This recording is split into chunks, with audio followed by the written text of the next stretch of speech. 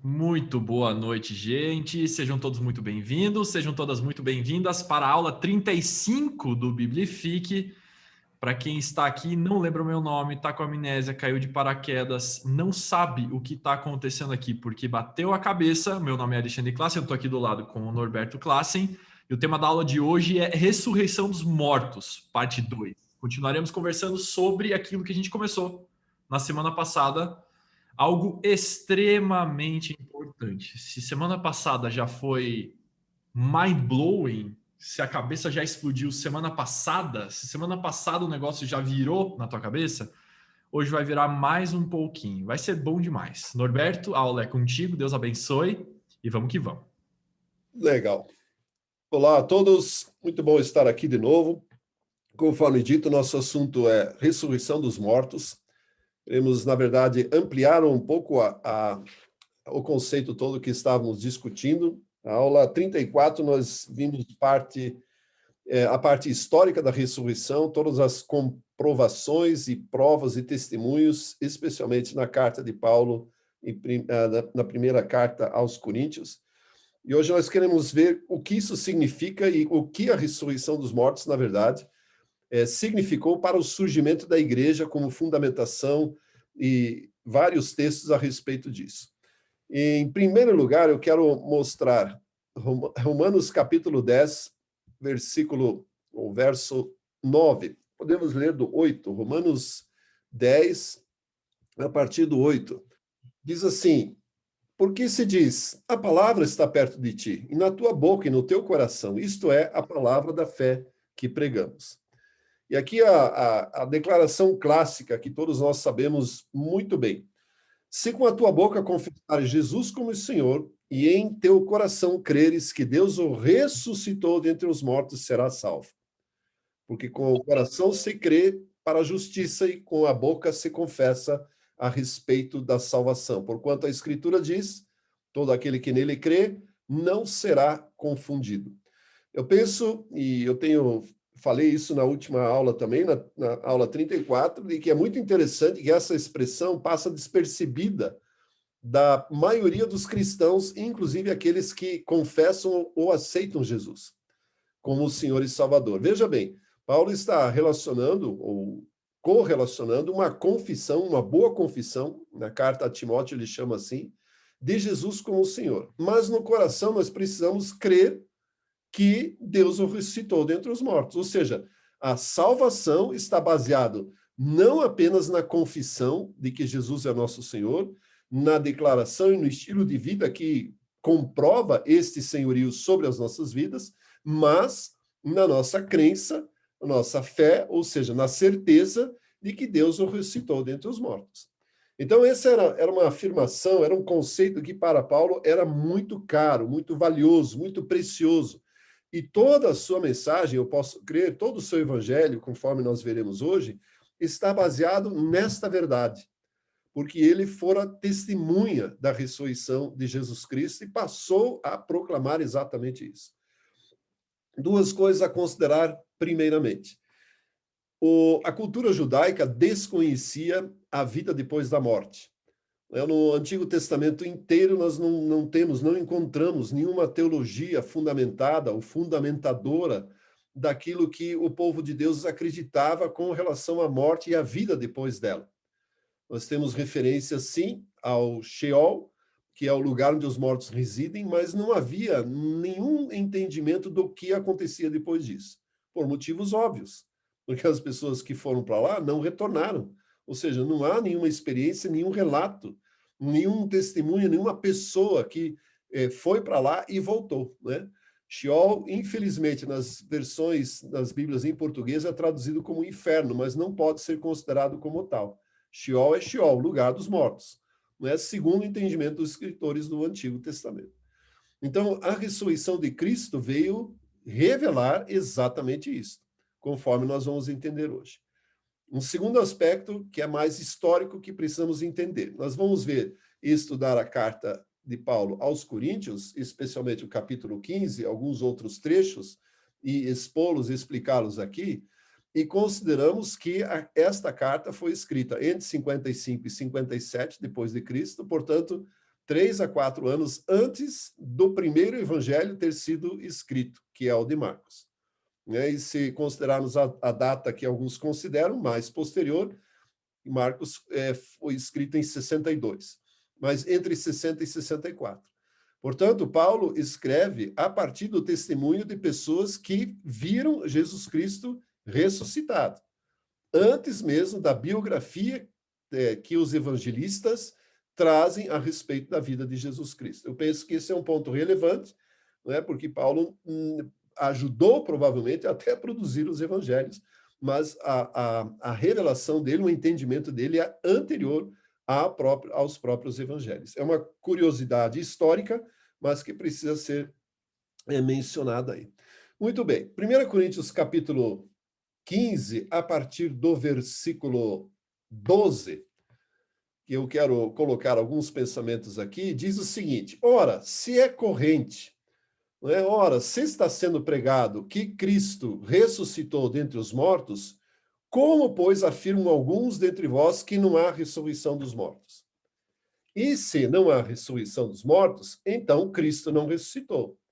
Se Cristo não ressuscitou, é vã a nossa pregação e vã a vossa fé.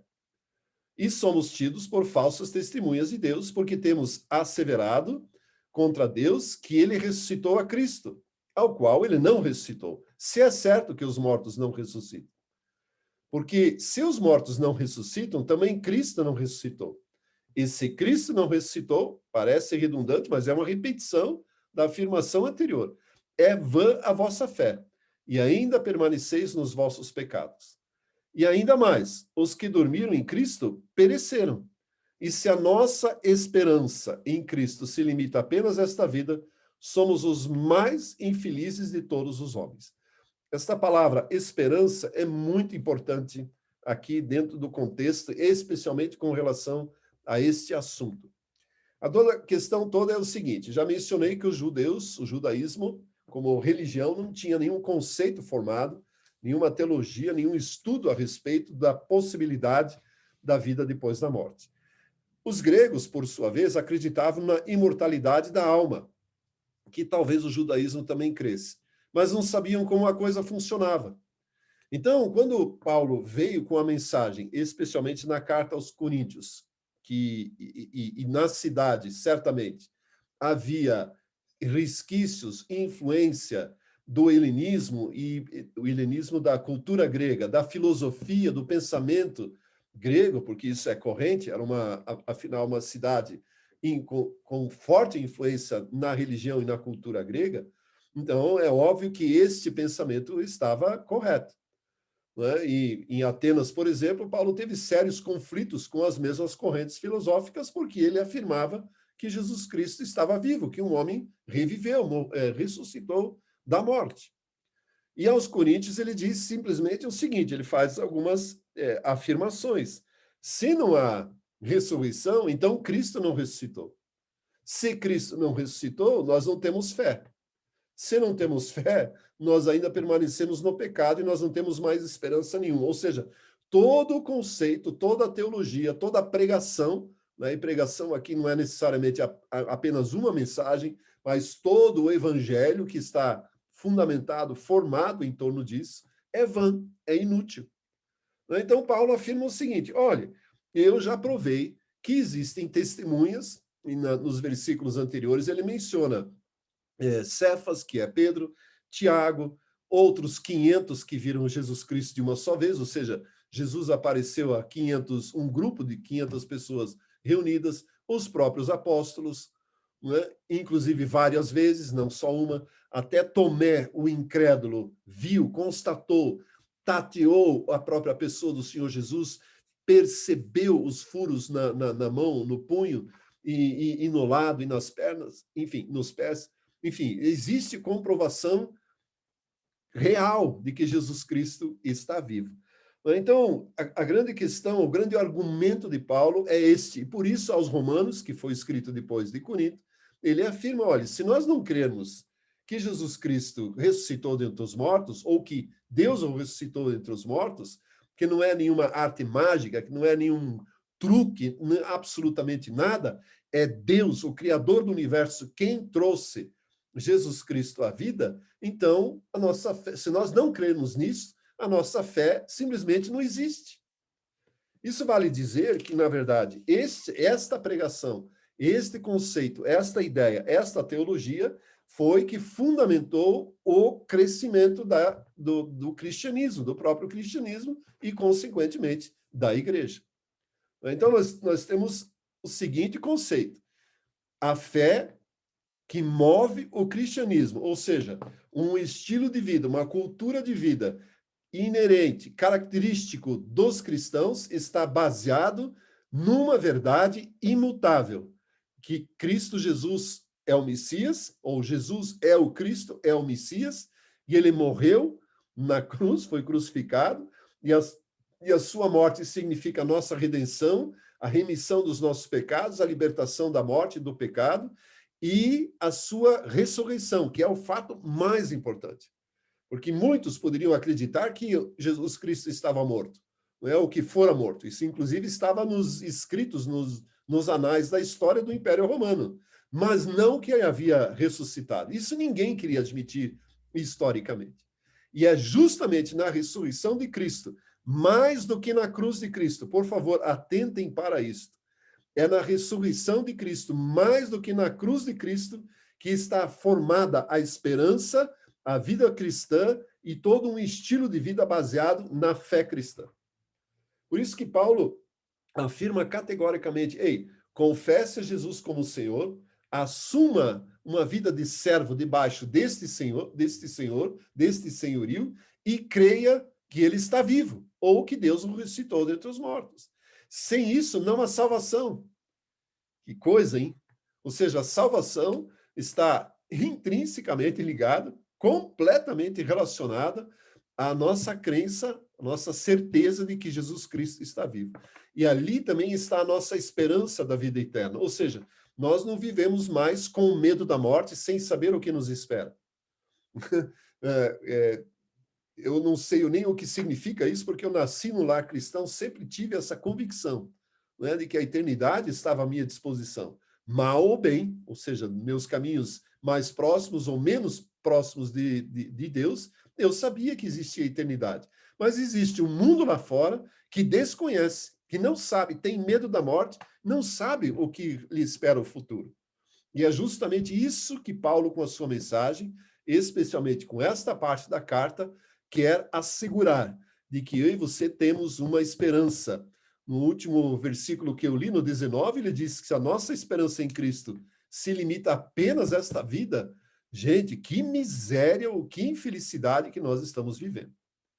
Então, parece que ele exulta com relação a isso e diz: nós temos certeza da vida eterna.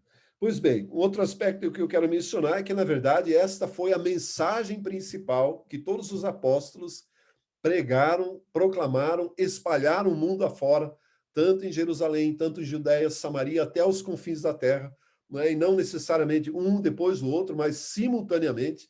A turma se espalhou, os crentes, os cristãos que habitavam em Jerusalém por causa da perseguição, foram espalhados mundo afora e esta verdade foi proclamada. Ou seja, o Salvador da humanidade, Jesus Cristo, morreu e ressuscitou, porque ele foi visto por pessoas. Se fosse nos nossos dias, provavelmente haveria câmeras de vídeo que captaram essa imagem, ou seja, havia testemunhas. Olha, ele apareceu, é verdade.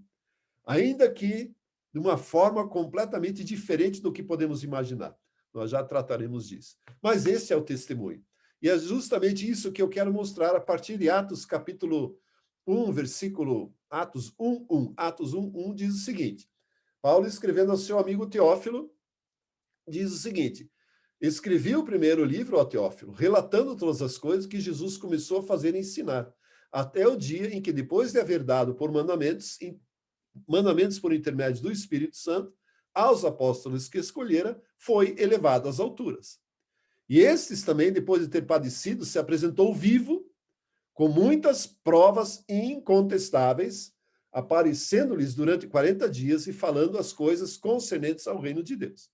Ou seja, Paulo um historiador atesta para o seu amigo Teófilo, muito provavelmente um oficial romano, que existem provas incontestáveis de que Jesus apareceu aos apóstolos durante 40 dias, possivelmente todos os dias, e comendo com eles, ou seja, não é um fantasma.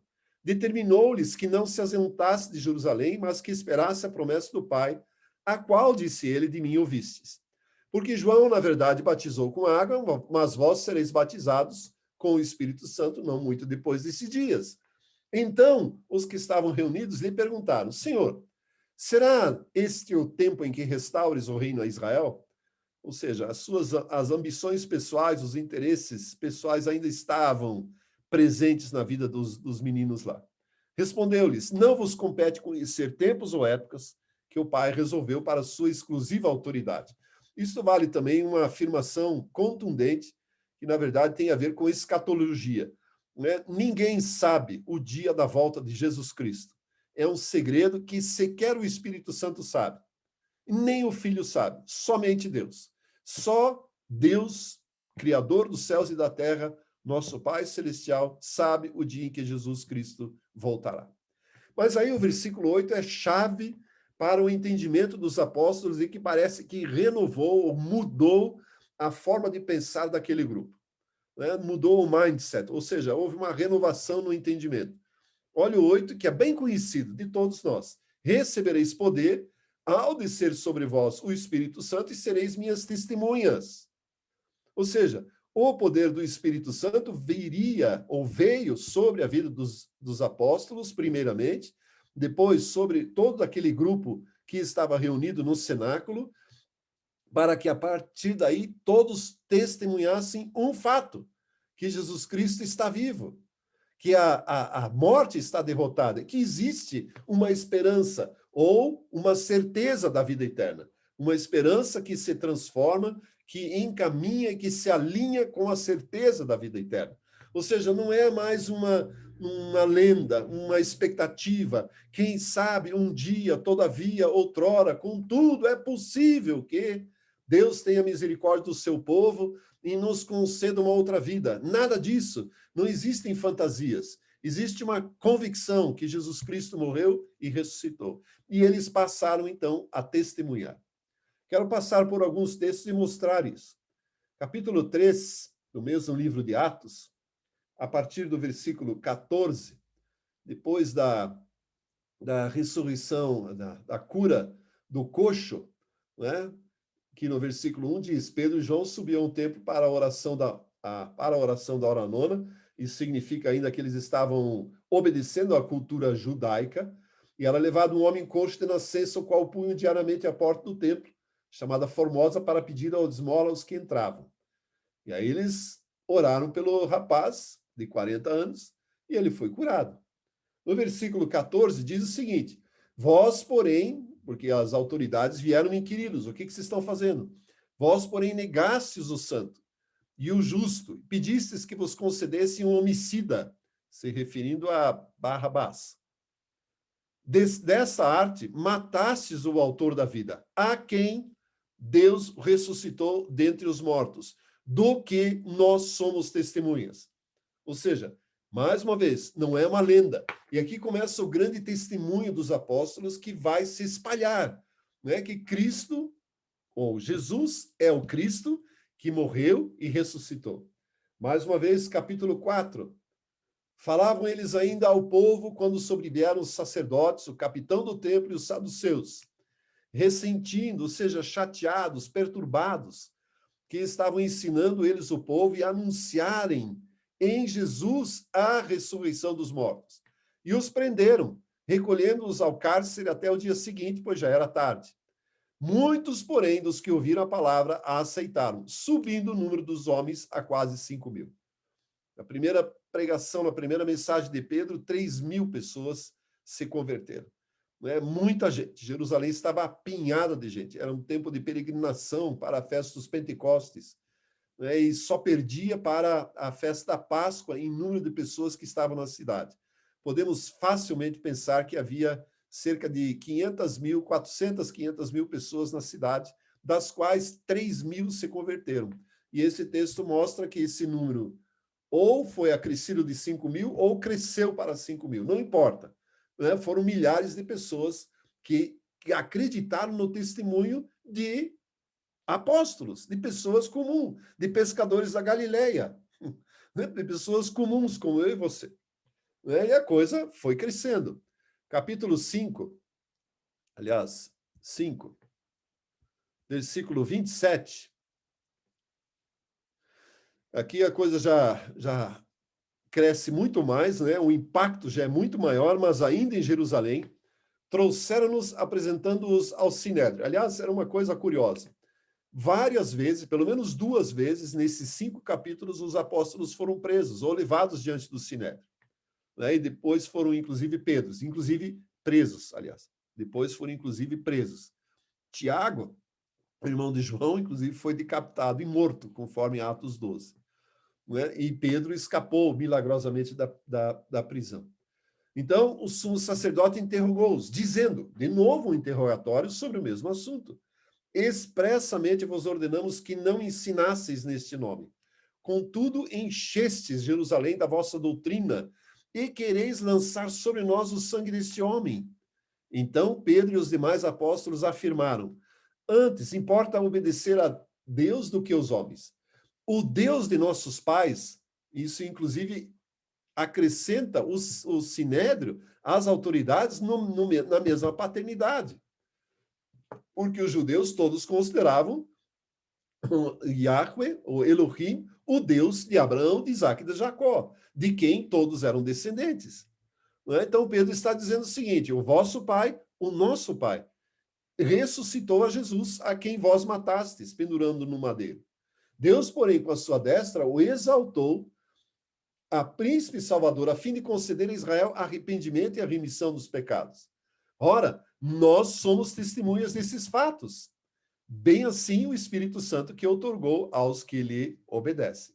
Então, de novo, um testemunho, de novo a afirmação, olha, nós vimos, nós somos testemunhas.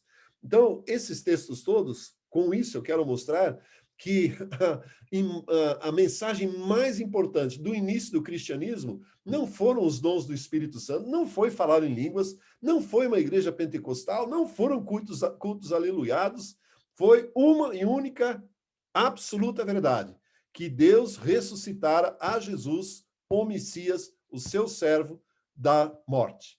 Não é? Veio da morte.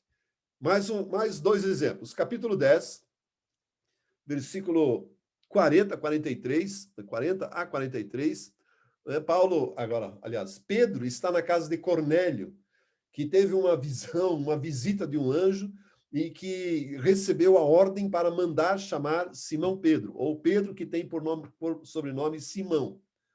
Isso é uma coisa interessante, qualquer hora a gente fala sobre isso. Pedro que tem, aliás, Simão que tem por sobrenome Pedro, desculpe. O anjo mandou Cornélio chamar Simão, que tem por sobrenome Pedro, que estava numa cidade próxima. E Simão, que tem por sobrenome Pedro, veio então a essa cidade e começou a proclamar. E a mensagem dele é a seguinte, ó.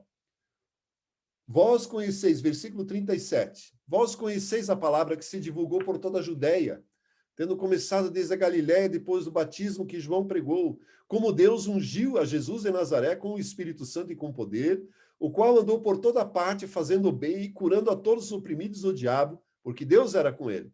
E nós somos testemunhas de tudo o que ele fez na terra dos judeus. E em Jerusalém, ao qual também lhe tiraram a vida pendurando no madeiro, a este ressuscitou Deus ao 3º dia e concedeu que fosse manifesto. Não a todo o povo, mas as testemunhas que foram anteriormente escolhidas por Deus, isto é, a nós que comemos e bebemos com ele, depois que ressurgiu dentre os mortos. E nos mandou pregar ao povo e testificar que ele é quem foi constituído por Deus, juiz de vivos e mortos. Dele, todos os profetas dão testemunho de que, por meio do seu nome, todo aquele que nele crê recebe remissão dos pecados. E, finalmente, um último texto que mostra isso, que talvez seja o mais emblemático, por causa do personagem envolvido. Saulo, que agora é Paulo, era quem perseguia os primeiros cristãos. Foi quem consentiu com a morte de Estevão não é, que afirmara que toda estrutura legalista, toda estrutura religiosa era inútil, não tinha nenhum valor, porque era obra das mãos dos homens, e que importava que pessoas crescem em Jesus ressuscitado e se constituíssem templo do Espírito Santo. Essa era a mensagem de Estevão, e por causa disso ele foi apedrejado e morto. E Saulo, ou Paulo, consentia com isso. 12 anos depois, nós encontramos uma outra pessoa completamente transformada. E aqui nós encontramos Paulo na sua primeira viagem missionária, na Antioquia da Pisídia, ou seja, não a Antioquia de onde ele saiu, mas da região mais ao ocidente, perto já das províncias romanas na Grécia, pregando e ministrando exatamente sobre isso, fazendo uma revisão da história aos judeus, e no versículo 29 diz: depois de cumprirem tudo o que a respeito dele estava escrito, tirando-o do madeiro, puseram-no em um túmulo, mas Deus o ressuscitou dentre os mortos.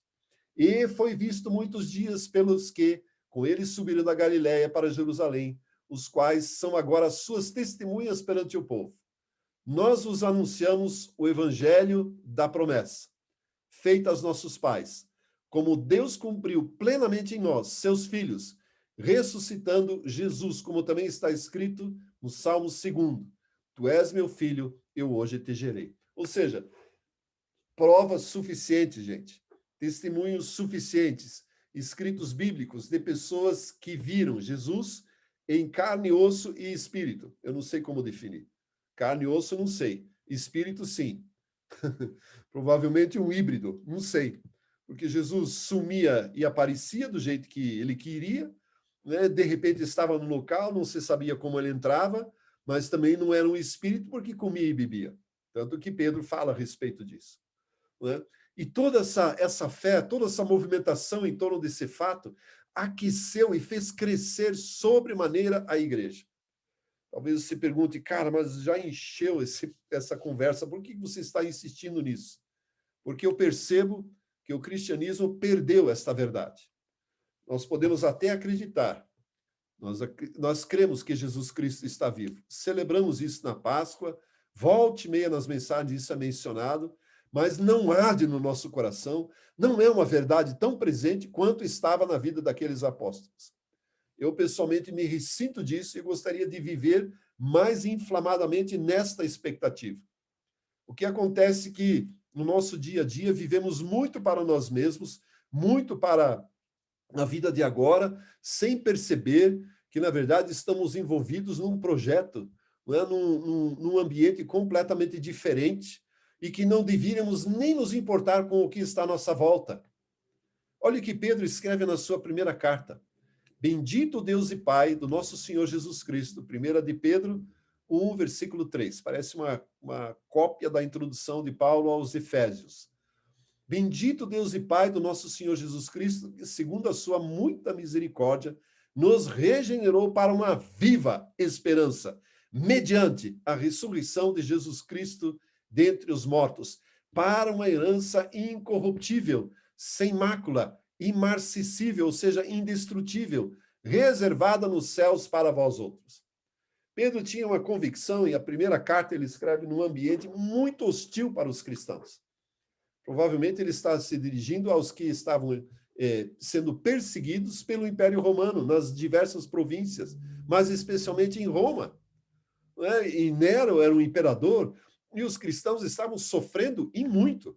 É o tempo que eram jogados nas arenas para lutar contra animais ferozes, eram mortos pelos gladiadores, colocados nos postes de iluminação pública, porque Nero acreditava que toda e qualquer desgraça que acontecia na cidade era culpa dos cristãos, eram caçados por todo lado. Ou seja, todo tipo de provação, e a Bíblia nem conta a respeito disso. E ele simplesmente, Pedro, no meio desse turbilhão, dessa tribulação, desta angústia, muito maior, muito mais intensa do que a pandemia que estamos vivendo, diz: bendito Deus e Pai de nosso Senhor Jesus Cristo, que na sua muita misericórdia nos regenerou para uma viva esperança. Ou seja, aconteça o que acontecer, a nossa vida eterna está assegurada, porque Jesus Cristo venceu a morte. Deus o ressuscitou dentre os mortos. Ou seja, a grande questão é que na morte não pôde retê-lo. Jesus Cristo obteve o perdão dos pecados de toda a humanidade, a ponto de Deus liberá-lo para que ele fosse ressuscitado. E essa, na verdade, é a nossa esperança. Se Paulo é o apóstolo da graça, Pedro é o apóstolo da esperança, porque ele repete esse argumento nesta carta, e eu te sugiro a leitura, e também na segunda carta. Ou seja, a nossa esperança, a nossa certeza, a nossa confiança está na vida eterna assegurada pela morte e pela ressurreição de Cristo Jesus. Esta é uma verdade imutável da qual eu e você não podemos abrir mão.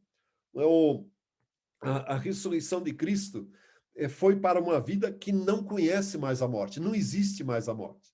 Nós nem sabemos como isto é. Fato é que é verdadeiro. Nós temos a eternidade diante de nós. Alexandre e eu, juntamente com outras pessoas, temos falado que essa perspectiva da eternidade, ela quase que desaparece da vida cristã nos últimos anos, nas últimas décadas.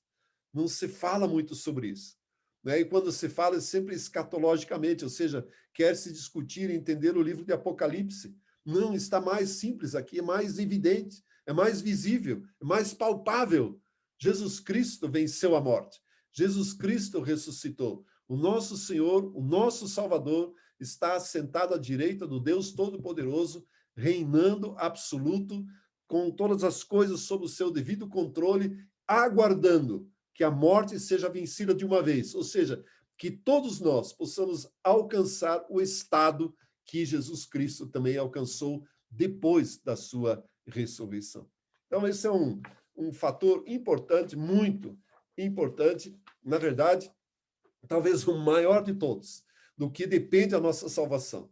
Nós confessamos sim, declaramos que Jesus é nosso Senhor, mas precisamos crer, e isso significa ter um estilo de vida correspondente a isso, mostrando que de fato nós cremos nesta verdade, que Cristo Jesus ressuscitou dentre os mortos. Não é uma volta à vida como existem muitos testemunhos. O Lázaro, que morreu e foi ressuscitado por Jesus, morreu de novo. Ele não experimentou a transformação como Jesus experimentou. Morreu de novo.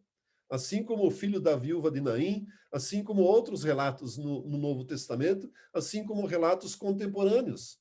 Anos atrás, eu escutei ou assisti um vídeo de uma pessoa na África, na Nigéria, que ressuscitou, já estava no caixão, todo cheio de produtos químicos, ia ser enterrado ali há dias, e a ex-viúva, ou viúva, ex-viúva, soube que o Reinhard Bonk estava na cidade, na região, levou o caixão para lá, oraram e o rapaz ressuscitou. Ele disse que semanas depois ainda estava com o gosto de formal na boca dos produtos químicos. Mas mesmo assim, mesmo esse testemunho é sensacional, sim, acontece, mas vai morrer de novo. Vai morrer de novo. Jesus Cristo não. Morreu, ressuscitou, venceu a morte. Muito bem. Eu quero passar disso para a continuação da carta de Paulo aos Coríntios, e talvez seja esta a pergunta. Como ressuscitam os mortos, então? Em que corpo vem? E, na verdade, pela resposta que Paulo dá aqui aos Coríntios, e provavelmente eles perguntaram isso, parece absurda, ou seja, parece que os coríntios e nós deveriam entender como isso funciona.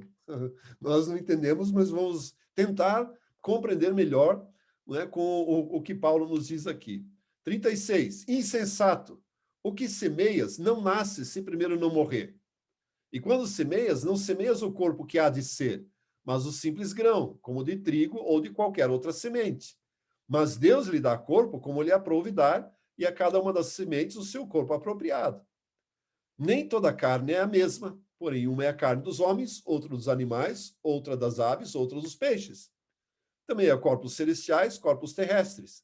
E sem dúvida, uma é a glória dos celestiais, outra dos terrestres. Uma é a glória do sol, outra é a glória da lua e outra das estrelas, porque até entre estrela e estrela há diferenças de esplendor. porque assim também é a ressurreição dos mortos. E, gente, nós estamos tratando aqui de um princípio elementar. Lembram? Na aula 34, nós lemos Hebreus capítulo 6, que lista a compreensão da ressurreição entre os mortos como um princípio básico, fundamental da vida cristã, do qual, aliás, nós já deveríamos ser mestres, deveríamos estar ensinando a outros. Semeia seu corpo na corrupção, ressuscita na incorrupção. E aí vai. Antes disso, eu e você precisamos entender uma verdade. A morte, para promover uma transformação em outro corpo, precisa de uma semente. O que nós temos? Vou ser bem direto aqui, a conversa pode parecer meio esquisita. Mas se nós queremos viver eternamente, que eu penso que todos nós queremos, nós precisamos semear alguma coisa. E a única coisa, a única semente viável, plausível, aceitável para que eu e você possamos ter uma vida eterna é a nossa carcaça, que hoje abriga a alma e o próprio espírito, ou seja, é o corpo. Por isso que ele diz, quando semeamos, ele faz um exemplo, ou cita exemplo, a metáfora da agricultura de novo. Quando, por exemplo, semeamos milho, né, colocamos lá 3, 4 sementinhas num buraco e esperamos que haja, então, a colheita, quando percebemos, aquela semente ela se transforma numa planta que produz espigas. Ou seja, a aparência da planta é completamente diferente da semente. É óbvio. Né? Pode fazer a comparação com fruta, por exemplo. Maçã. Né? Na casa do meu pai tinha inúmeras macieiras. Né? Era um pomar imenso. Plantava lá a semente que estava na própria fruta, de repente surgiu uma árvore. E Paulo está dizendo o seguinte, o que você semeia é muito diferente daquilo que virá depois. Ou aquilo que vem depois como fruto da semente é diferente. Por quê? Para a semente prover uma árvore, prover uma planta, ela morre primeiramente. E essa é a compreensão que Paulo deseja que eu e você tenhamos. Ou seja, invariavelmente, para que eu e você passemos para a eternidade, nós teremos de desfazer da nossa carcaça, do nosso corpo, porque é a única semente possível, plausível, para herdarmos a vida eterna. Esse é o assunto que está aqui. Então, a morte precisa de uma semente, que é o próprio corpo. E o corpo ressuscitado ou transformado terá uma aparência diferente daquele atual. Não será esse. Não pode ser. E aí ele coloca 4 aspectos interessantes aqui. 4 diferenças, na verdade, do que o corpo é e como ele deve ser e como será. Ou seja, passará por uma profunda transformação. Eu quero mostrar isso num quadro aqui.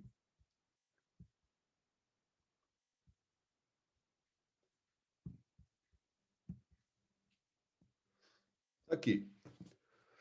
Paulo diz o seguinte: semeia-se corpo em e colhe-se corpo em. Então, o que nós semeamos? Um corpo que está revestido de corrupção, ou seja, completamente vulnerável à deterioração, decomposição física, putrefação, ou seja, deixa um corpo ao ar livre. Não faça isso, né? Não faça isso, mas se acontecer de um corpo como o nosso ficar ao ar livre sem os devidos cuidados por 4, 5, 6 dias, você vai começar a se decompor, a putrefar. É assim, é a decomposição orgânica do próprio corpo. Ele vai se desfazer, não sobra nada, sobra os ossos. Né? E se sobrar alguma coisa, os vermes, bichos comem. Né? Esse mesmo corpo está vestido ou está revestido de ignomínia, como diz a versão, ou revestido de vergonha e de fraqueza, e é um corpo animal. Isso aí você precisamos entender. A nossa aparência física, nós não percebemos porque todos são iguais, mas espiritualmente, se alguém olha para nós, o pecado está como que estampado na nossa cara. Ou seja, nós estamos revestidos de vergonha, estamos revestidos de fraqueza, porque por mais que tentemos, por mais que dependamos do Espírito Santo de Deus, ainda em algum momento das nossas vidas, nós vamos incorrer em transgressão, vamos pecar e necessitaremos da misericórdia de Deus. Ou seja, não tem como. Essa é a descrição que ele faz. E Paulo diz o seguinte: isto precisa ser semeado. Esta é a composição do corpo que passará a ser tratado como semente que precisa necessariamente morrer. Ou, no caso de arrebatamento, que não é o caso de estudarmos hoje, ser transformado. Né? E o que vai se colher, então? Um corpo incorruptível, ou seja, que não tem mais a corrupção, não tem mais a possibilidade, a capacidade de se deteriorar. Ou seja, é um corpo que não se corrompe, incorruptível, que não está sujeito à deterioração. Há muitos anos eu escutei isso e não sei se é verdade, mas segundo estudos, um corpo ele se forma e chega à idade adulta até os 25 anos. Depois disso, um corpo natural, assim como nós, depois disso ele já começa a se deteriorar. Ou seja, já existem células que não se reproduzem mais, não se recompõem mais, né? A partir de determinada idade, já existem as diversas pausas no corpo do homem e na mulher, ou seja, o corpo vai se enfraquecendo, vai mudando, vai perdendo a sua capacidade. Vai perdendo, fato. Não tem como evitar. Os olhos começam a ficar fracos, né? Os que já passam de 40, 40 e poucos já têm dificuldade de ler, de ver alguma coisa. É a deterioração, é a corrupção. Isto acaba com o novo corpo. Mas para que esse novo corpo surja, apareça, tenha vida, tem que semear isso aqui. Depois, aquele que está revestido de vergonha, né, de desonra, de desgraça, causada pela constante escravidão do pecado, agora será revestido de glória. E aí eu vou teologizar aqui um pouquinho. A mesma glória que Adão tinha na presença de Deus no jardim antes do pecado. Porque Paulo afirma, nós já estudamos isso aqui, que o homem, a humanidade, carece da glória de Deus. Ele perdeu aquela glória.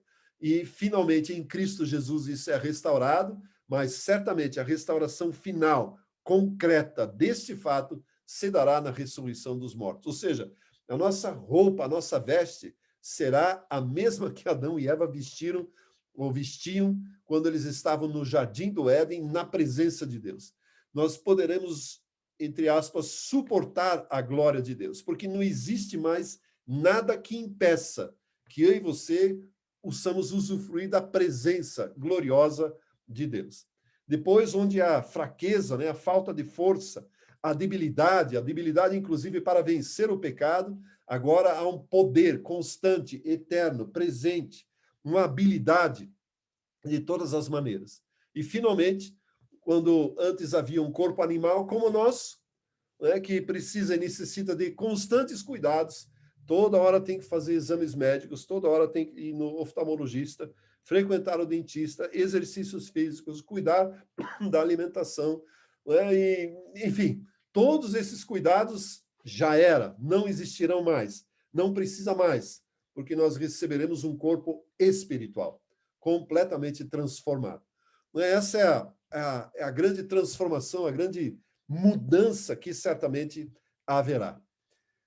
Portanto, com essa descrição, nós podemos pensar e avaliar que quando Cristo ressuscitou, e ele não foi reconhecido imediatamente, por exemplo, pelos discípulos no caminho de Emaús, né? Eles não viram, não perceberam que era Jesus. E não eram desconhecidos, eram discípulos, ou seja, estavam em constante relacionamento com Jesus. Sabiam a cara dele, sabiam o jeitão dele. Não reconheceram nem pela voz. Nada na aparência de Jesus permitiu que eles o identificassem. Quando finalmente ele entrou na casa deles para partir o pão, aí parece que reconheceu. Eu presumo que as marcas da crucificação ficaram visíveis. E nesse instante ele também já desapareceu. Ou seja, essa capacidade de se mover, de aparecer e desaparecer, aparentemente é característico desse corpo espiritual de Jesus Cristo ressuscitado. Mas ele não era um fantasma, porque ele comia. Então, nós podemos pensar, né, eu especulo isso, que seja um híbrido entre material mas absolutamente e 100% espiritual, com as mesmas características de Jesus. Esta é uma verdade que, para mim, resume toda a esperança da ressurreição, pela qual, inclusive, Paulo foi preso pelo Sinédrio de Jerusalém e depois encaminhado a Roma, né? Porque ele cria na esperança da ressurreição. E isso inclui ter um corpo semelhante ao de Jesus Cristo. Já afirmei na aula anterior, né, que Jesus Cristo abriu mão de tudo aquilo que ele tinha para se tornar um homem, né, e assim ele morreu, ressuscitou para que eu e você alcançássemos o mesmo status, a mesma posição, a mesma formação, o mesmo corpo que ele tem hoje na presença de Deus. Então, esse é um aspecto muito importante. Paulo afirma, especialmente na carta aos Efésios e também aos Romanos, que pela fé nós já ressuscitamos em Cristo. Ou seja, se nós acreditarmos que Jesus é de fato Cristo, que na sua morte e ressurreição está a nossa redenção, nós já temos acesso e já temos à nossa disposição, seja no momento que for, este corpo. Este corpo glorificado, empoderado, incorruptível, e que certamente viverá eternamente. Aí não tem mais contagem de tempo, aí não tem mais dieta. Pense, cara, você não vai mais precisar fazer dieta. Não vai mais precisar fazer exercício físico para manter a carcaça. Não, vai ter de fazer exercícios espirituais. Provavelmente são outras disciplinas, diferentes das hoje, das que nós praticamos hoje. Uma pergunta frequente que já me fizeram, e talvez seja a sua: o que acontece quando, por exemplo, hoje alguém quer ser cremado? Né? Faz diferença nenhuma, porque esse corpo vai ser semeado, ele é apenas uma semente. E eu baseei a minha resposta nos inúmeros mártires cristãos que morreram nas fogueiras da Inquisição, né? Especialmente a espanhola. Muita gente morreu e queimada. E Deus vai dar um jeito. Ele é soberano e absolutamente soberano sobre toda essa questão. Ele precisa um grão do nosso corpo para formatar um novo corpo espiritual para nós. Ele não precisa de muito. Uma coisa que também hoje eu não sei se é frequente, mas antigamente existia isso. Os cemitérios, quando ficavam muito cheios, eles tiravam os ossos e queimavam tudo. E ninguém nunca nem fica sabendo disso. Né? A carta aos Hebreus menciona, por exemplo, de todos os heróis da fé relacionados no capítulo 11, que vários deles, aliás, vários não, mas houve aqueles que foram cerrados ao meio. A história menciona, não Bíblia, a história menciona que o profeta Isaías foi cerrado ao meio. Simplesmente partiram o corpo dele ao meio. E provavelmente enterraram em lugares separados, sei lá. Então, se houvesse alguma necessidade da restauração deste corpo, Deus certamente é soberano para permitir que isso aconteça. Então, eu não vejo dificuldade, problema nenhum com relação a essa questão. Ok, amados? É este o assunto. Fechou, glória a Deus. Bom demais, hein? Bom demais. Um comentáriozinho rápido aqui, que é o seguinte. Eu acho que o evangelho pregado hoje, aquilo que você até mencionou já, o evangelho pregado hoje, ele enfatiza muito o sacrifício e pouca a vitória de Jesus na sua ressurreição. A gente fala muito de Deus amando o mundo porque enviou Jesus para morrer pelo mundo, para morrer pelos pecados, para morrer pelas doenças, para morrer por mim e por você, porque Jesus nos amou e morreu na cruz por nós, porque Jesus derramou o seu sangue na cruz por nós, e tá tudo certo. Tá tudo certo, é isso mesmo. Deus amou muito o mundo, que enviou seu filho para morrer por nós. Mas existe uma vitória sobre a morte de Jesus. E esta vitória sobre a morte é que nos dá a esperança. Não é a morte de Jesus que nos dá esperança, é a ressurreição de Jesus que nos dá esperança. E hoje a gente fala pouco sobre isso. O que tem formado cristãos com pouco compromisso em servos de Deus. Eles só querem ser filhos, porque receberam um presente da morte de Jesus por eles.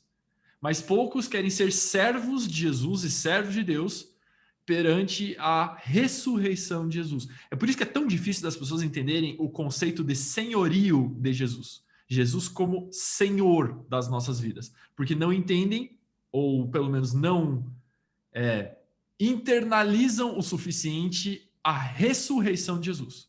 Só existe entendimento de Jesus como Senhor quando existe primazia sobre a ressurreição de Jesus antes de entender que somos servos de Jesus. Então hoje a gente prega o evangelho que é, não digo pela metade, mas é incompleto. É Jesus só morrendo por nós. É Jesus só derramando sangue por nós. É Jesus só amando a gente. É Jesus só abraçando o nosso pecado. É só isso. Se prega só isso. E esquece Jesus ressurreto, que mexe com a nossa incredulidade, que mexe com a nossa fé, que mexe com o nosso racional, que mexe com o nosso intelecto de como que Jesus morreu e ressuscitou e hoje está vivo eternamente. E aí entra a fé. E aí entra a justificação. E aí entra uma vida serva por amor a Jesus, por aquilo que ele fez, porque ele reina agora soberano, com o nome que está acima de todo nome, perante o qual toda a humanidade, todo o tempo, todo o passado, presente e futuro, no céu, na terra e debaixo da terra, precisará se prostrar. E só existe esse entendimento quando existe esse entendimento de ressurreição. Desculpa fazer meu comentário. Alguém tem outro comentário, pergunta, alguma coisa? Tem uma pergunta no chat ali. Boa. Nesse tempo, ou nesses tempos, existem muitas versões ou mesmo fantasias do que acontece depois da morte. Poderia nos falar o que a Bíblia nos ensina sobre onde iremos após a morte até que haja a ressurreição? Todas as gerações da humanidade irão ressuscitar ao mesmo tempo? Você quer responder? Manda bala. Você complementa depois. Na verdade, assim, se nós partirmos do exemplo que Jesus deu ao rapaz que acreditou nele na cruz, ele diz: hoje mesmo você estará comigo no paraíso. Então, aparentemente, existe um paraíso para o qual aqueles que morrem irão, aqueles que morrem em Cristo. Fato é que a Bíblia não nos diz, não nos mostra exatamente para onde nós vamos. Se nós olharmos o que o Antigo Testamento nos diz, é que existe um Sheol. No Novo Testamento ele é chamado de Hades. E em determinado momento, esse Sheol e o Hades entregarão os seus mortos, lá na escatologia, lá no fim de todas as coisas. O que Paulo nos ensina, mais uma vez, e isso ele escreve aos Tessalonicenses, que num determinado momento, Jesus se dará a conhecer, se mostrará, ele virá entre as nuvens, soará uma trombeta e, gente, vai ser um momento extraordinário. Todo o mundo, todo o globo terrestre vai ouvir essa trombeta. E aí os mortos ressuscitarão primeiro, ou seja, todos aqueles que morreram em todas as épocas, num só momento, ressuscitarão. E já tem filmes a respeito disso, né? Os corpos sendo levados para cima, assim. Um exemplo disso, e que ninguém explica, foi que quando Jesus Cristo ressuscitou, ou, aliás, quando Jesus Cristo morreu, né, em alguma parte de Jerusalém, as covas, como é que chama? Os mortos ressuscitaram e começaram a perambular pela cidade. E não tem ninguém com uma explicação plausível do que seja isso. Provavelmente um exemplo do que vai acontecer com isso. E aqueles que estiverem vivos, escreve Paulo aos Tessalonicenses, serão transformados. Ou seja, a mesma transformação que os mortos, ou que haverá nos mortos, também naqueles que permanecerem vivos em Cristo Jesus. Serão transformados num abrir e fechar de olhos. Isso é um assunto que está mais para escatologia do que para princípio elementar que nós estamos tratando aqui. Né? Mas certamente acontece. O fato é que, assim como comentado ali, existem muitas versões sobre isso. Eu já vi de tudo. Há tempos atrás tinha muitos livros famosos sobre isso. A Divina Revelação do Inferno, a Divina Revelação do Céu. A Divina Revelação do Inferno se tornou um best-seller. E já me perguntaram várias vezes, você já leu? Eu falei, não. Por que eu quero saber como é o inferno? Não vou para lá. Não vou para lá. Eu prefiro pregar e crer para o lugar onde eu vou. Do céu ninguém voltou. O único que esteve e aparentemente ouviu algumas coisas de como foi Paulo, e ele não pôde nos revelar. Deus colocou um demônio do lado dele, o espinho na carne, mensageiro de Satanás, e toda vez que ele falava assim, vocês não sabem como é bom, e pá, levava um tabefe. Cala a boca, cala a boca. Não pode falar. Não pode falar. Paulo foi proibido por Deus de falar. Colocava um demônio. Essa é uma explicação bem simples, simplória até do texto ali de 2 Coríntios 12. Então, nós não sabemos como é. Na verdade, eu vivo nessa esperança e procuro entender o que Paulo escreveu sobre o assunto e viver como ele. Viver como Pedro, um apóstolo da esperança. Leia a primeira carta de Pedro, contextualize-se historicamente para quem ele escreveu, quando e como, qual era o contexto, e nós vamos viver muito, muito, muito melhores do que hoje. Sem nos preocupar com absolutamente o que está à nossa volta. Cedo ou tarde, eu e você precisaremos nos firmar muito mais nessa esperança. Aquilo que o Alexandre está falando. Existe hoje, eu chamo de um cristianismo capenga, um equivocado, porque ele praticamente ignora a ressurreição de Cristo, ignora a esperança da vida eterna. Por outro lado, e me permita mais esse comentário, também não podemos exagerar, como há décadas atrás, os nossos irmãos da Assembleia de Deus, que eu conheço, porque o meu compadre me contou isso, que já não casavam mais porque Jesus está voltando. Já não foram para a faculdade porque não adianta fazer porque Jesus está voltando. Não adianta fazer isso, não adianta ter filhos porque Jesus está voltando. Cara, Jesus não voltou, eles se frustraram. Esqueceram de cuidar do dia a dia e se perderam no tempo. E Jesus não voltou. Então, eu e você precisamos ter esse cuidado também. É uma máxima que existe por aí. Trabalhar como se Jesus voltasse daqui a 100 anos e viver como se ele voltasse agora. Se nós pudéssemos ouvir a trombeta agora. É o nosso estilo de vida. Mas jamais perder a esperança da ressurreição de vista, ou perder a ressurreição de vista. Isso precisa entrar no nosso coração, precisa entrar na nossa cabeça. E vivermos pela fé nisso. Fechou. Acho que eu não preciso nem responder. Tudo depende da teu entendimento escatológico também. Tem bastante, em relação à pergunta especificamente, depende bastante do teu entendimento escatológico. Tem gente que alguns vão dizer que o exército que virá com Jesus é o exército dos santos que já estão na eternidade de maneira espiritual, mas não com o corpo glorificado. Enfim, talvez seja o caso de nós não precisarmos saber. Uma informação que talvez Deus tenha considerado irrelevante. Vocês não precisam disso. Eu não preciso disso. Porque ao momento que vocês morrerem, vocês não vão precisar disso mesmo. Então, não precisa. Pense naquilo que concerne pensar e seguir em frente na sua vida. Tem bastante coisa para pensar já na vida cristã. Mas é, de fato, uma pergunta curiosa. Todo mundo se pergunta. Tem opiniões divergentes, tem linhas escatológicas divergentes, diferentes uma da outra, e entendimentos de Apocalipse diferentes uma da outra, inclusive. Mais alguém? Mais alguma pergunta? Mais algum comentário? Nada mais? 3, 2, 1, nada mais. Acabou. Muito bem. Gente, boa noite. Muito obrigado pela presença de vocês. Muito obrigado por vocês estarem aqui.